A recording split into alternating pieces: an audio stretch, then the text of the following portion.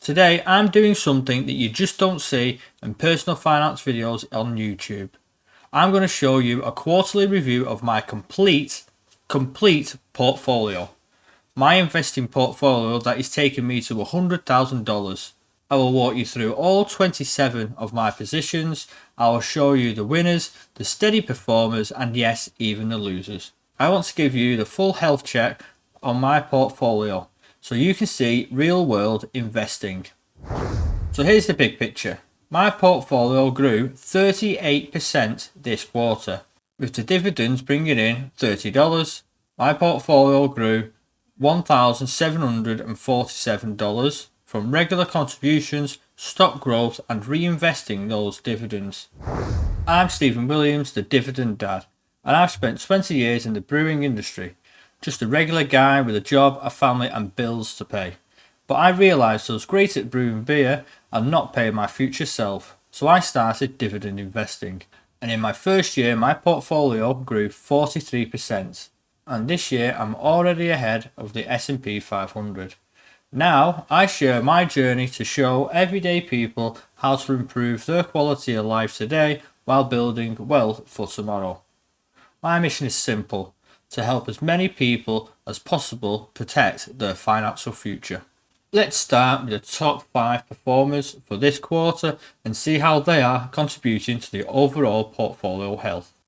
Aurora Cannabis Incorporation grew by 38%, but the overall health was almost minus 20%. The cost of the stock is small and they don't pay dividends, so I might sell towards the end of the year.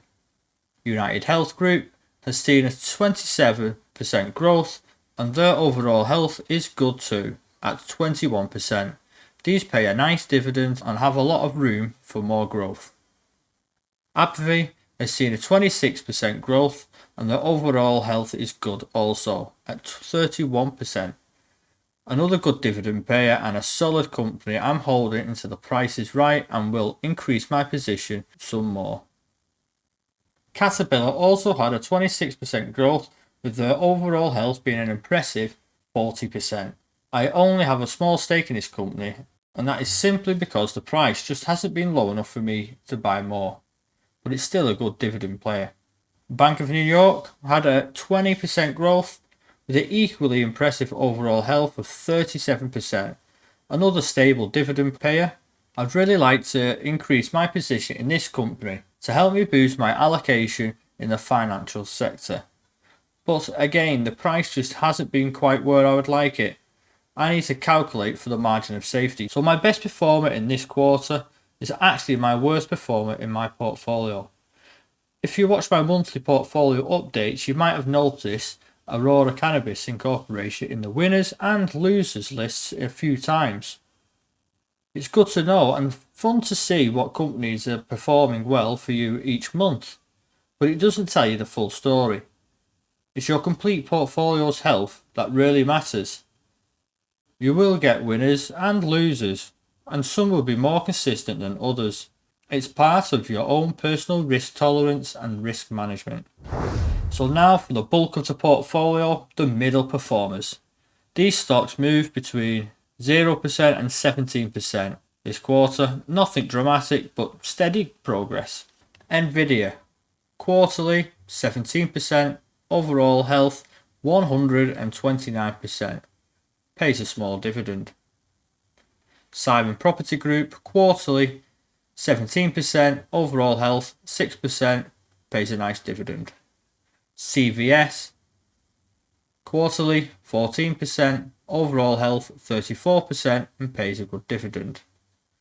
SPDR Gold ETF, quarterly was 14% and overall health was 16%.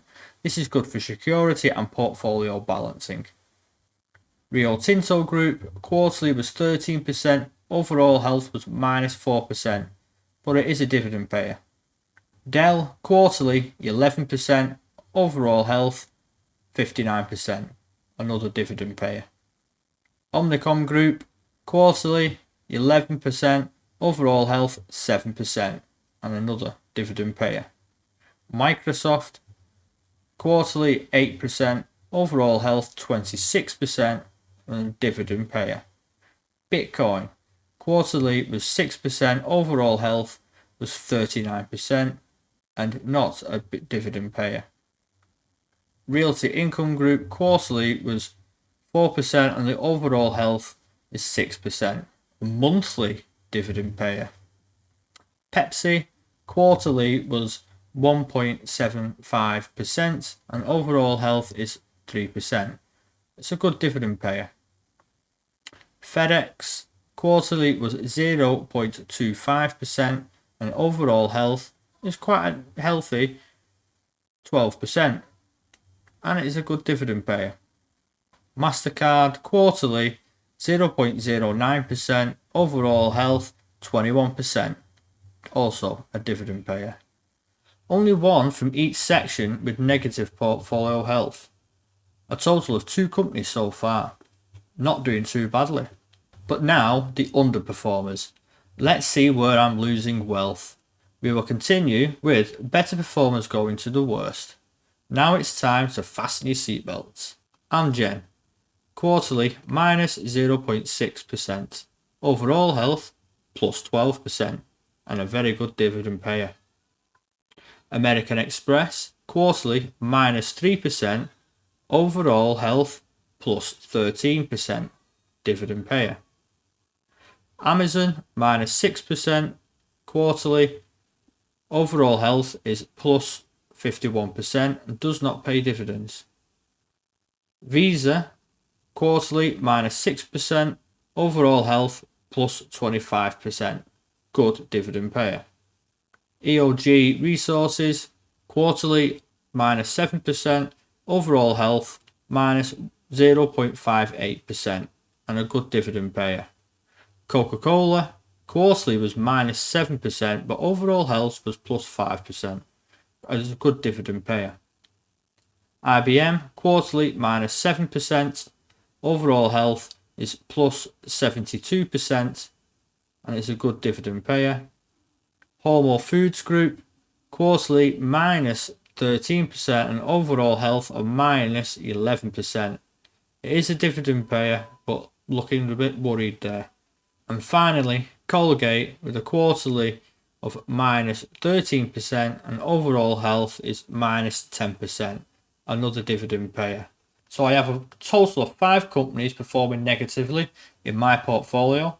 The 2 I'm most concerned about are Hormel Foods Group and Colgate. It doesn't look like I bought into these businesses with enough safety margin. It's not yet at the point where I'm thinking about selling them. As a long-term investor, I have noticed that sometimes it can take a couple of months for these companies to start moving in a positive direction. I also wouldn't want to sell at a loss. Here's my overall portfolio health.